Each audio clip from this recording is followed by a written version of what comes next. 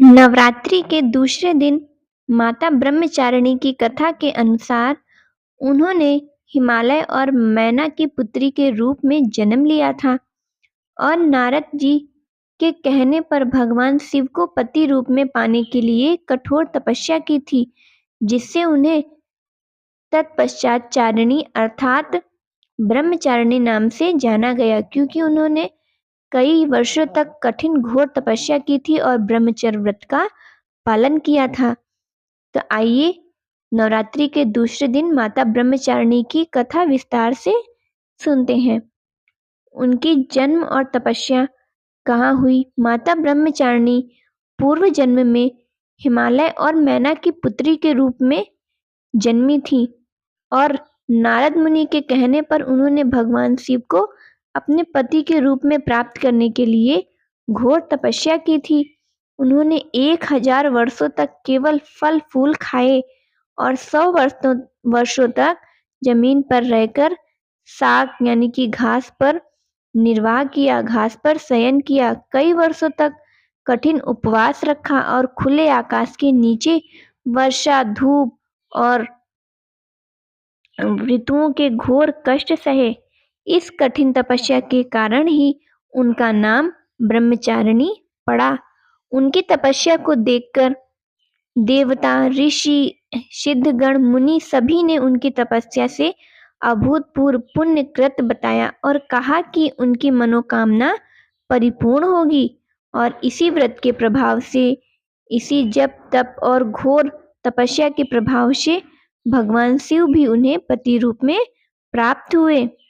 तो इस कथा से हमें यही सीख मिलती है कि जीवन के कठिन संघर्षों में भी विचलित नहीं होना चाहिए। जैसे माता ब्रह्मचारिणी देवी ने कठिन तपस्या करके अपने आराध्य श्री भगवान शिव को प्राप्त कर लिया है, उसी प्रकार हम सब भी अपनी मन की सभी कामनाओं को पूर्ण कर सकते हैं और माँ ब्रह्मचारिणी देवी आपकी सब सिद्धि और सभी मनोकामनाएं पूर्ण करती हैं। बोलो ब्रह्मचारिणी माता की जय। जय माता दी। नवरात्रि के तीसरे दिन दुर्गा माँ के चंद्रघंटा रूप की आराधना की जाती है। 9 दिनों तक चलने वाली नवरात्रि के दौरान माँ के 9 रूपों की पूजा की जाती है और तीसरे दिवस माँ चंद्रघंटा की पूजा की जाती है। मान्यता है कि वह अपने भक्तों के दुखों को दूर करती हैं, इसलिए उनके हाथों में धनुष, त्रिशूल, तलवार और गदा होती है।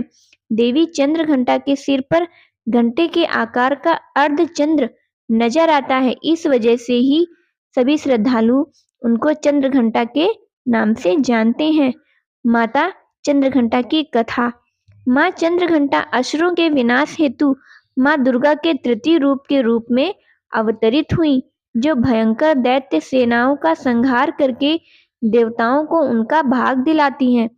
भक्तों को वांछित फल देने वाली हैं। आप संपूर्ण जगत की पीड़ा का नाश करने वाली हैं, जिससे समस्त शास्त्रों का ज्ञान हो जाता है। वह मेघा शक्ति रूपी आप ही हैं।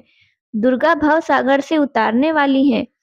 उसका आपका जो मुख है वो मंद मुस्कान से सुशोभित है। निर्मल पूर्ण चंद्रमा के बिंब के अनुकरण करने वाला है। उत्तम सुवर्ण की मनोहर कांति से कामनीय है, तो भी उसे देखकर महिषासुर का क्रोध हुआ। सहसा उसने उन पर प्रहार कर दिया। यह बड़े आश्चर्य की बात है कि जब देवी का वही मुख क्रोध से युक्त होने पर उदय काल के चंद्रमा की भांति लाल और तनी हुई भौवें के कारण विकराल हो उठा, तब उसे देखकर जो महिषासुर के प्राण तुरंत ही निकल गए। यह उससे भी बढ़कर आश्चर्य की बात है, क्योंकि क्रोध में भरे हुए यमराज को देखकर भला कौन जीवित रह सकता है। देवी आप प्रसन्न हो। परमात्मा आपके प्रसन्न होने पर जगत को अभ्युदय होता है और क्रोध में भर जाने पर आप तत्काल ही कितने कुलों का सर्वनाश कर डालती हैं। यह बात अभी अनुरूप अनुभव में आई है, क्योंकि महिषासुर का यह विशाल सेना क्षण भर में आपके कोप से नष्ट हो गया। चंद्रघंटा ने राक्षस समूहों का संहार करने के लिए जैसे ही धनुष की टंकार को धरा वह गगन में गुंजा दिया। वैसे ही माँ वाहन सिंह ने दहाड़ना आरंभ कर दिया और माता फिर घंटे के शब्द से उस ध्वनि को बढ़ा दिया, जिससे धनुष की टंकार, सिंह की दहाड़ और घंटे की ध्वनि से संपूर्ण दिशाएं गूंज उठी। उस भयंकर शब्द व उनके प्रताप से दैत्य समूहों के संहार की विजय हुई और माता चंद्रघंटा ने सभी राक्षसों का संहार कर दिया। बोलिए चंद्रघंटा माता की जय।